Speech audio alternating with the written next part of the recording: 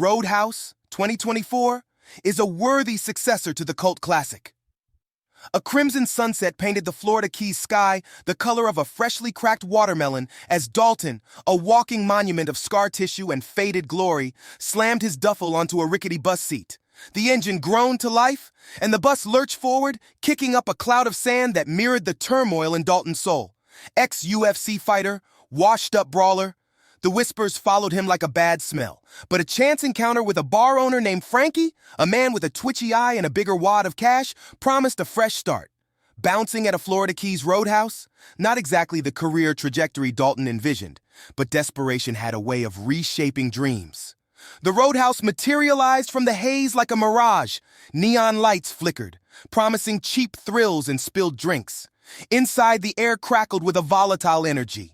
Bodies slammed on the dance floor, the bass a physical presence that threatened to rattle your teeth loose. A brawl erupted in the corner, two drunken patrons locked in an uncoordinated dance of flailing limbs. Here, Dalton felt a flicker of something familiar, a grim amusement curling his lips. This was his element, the controlled chaos he craved. Frankie, a wiry man with a perpetually worried frown, introduced him to the crew. Brad Weasel Wesley, a nervous newbie desperate to prove himself, and Doc, the resident medic with a sardonic wit and a steady supply of painkillers. Dalton quickly grasped the situation. Frankie, a decent guy drowning in debt, needed a savior, someone to tame the rowdy patrons and challenge the iron grip of a local crime lord named Brad Brandt.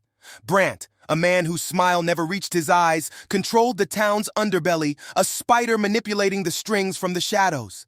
Dalton's first night was a baptism by fire. A motorcycle gang roared in, led by a hulking brute named Dell, their eyes gleaming with malicious intent.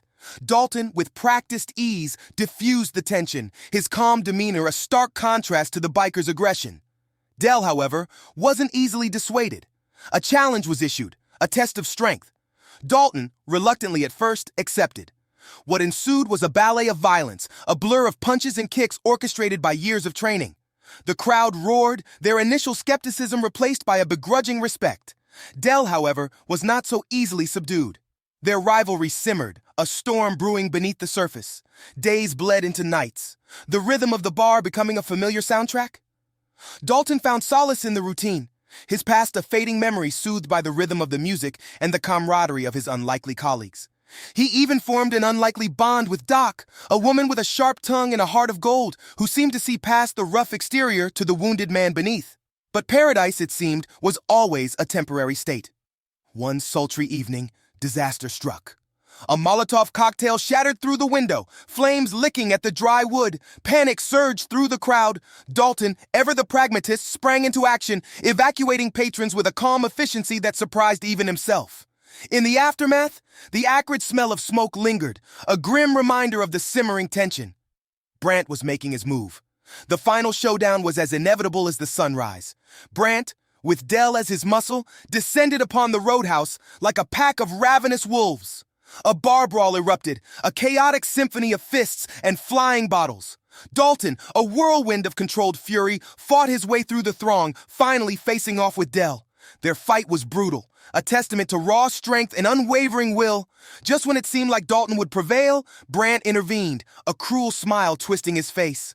A desperate struggle ensued, Dalton and Frankie against overwhelming odds. The resolution wasn't cinematic, no last-minute heroic display. It was messy, chaotic, and ultimately satisfying. Brandt underestimated Doc, who emerged from the shadows with a well-placed jab and a surprising amount of strength. Weasel, finally overcoming his fear, landed a lucky punch on Dell, sending him sprawling. The tide turned, and the tide took Brandt with it. As the dust settled, the Roadhouse stood battered, but not broken. The windows were boarded up, a testament to the fight, but the neon lights still flickered, casting a hopeful glow. Dalton, his body a roadmap of aches and pains, surveyed the scene. He wasn't sure what the future held, but for the first time in a long time, there was a flicker of peace in his eyes. Maybe this wasn't the grand redemption he craved, but it was a start. The Roadhouse might not be glamorous, but it was his. A place where cheesy brawn prevailed and that in a world obsessed with narrative brains was strangely comforting.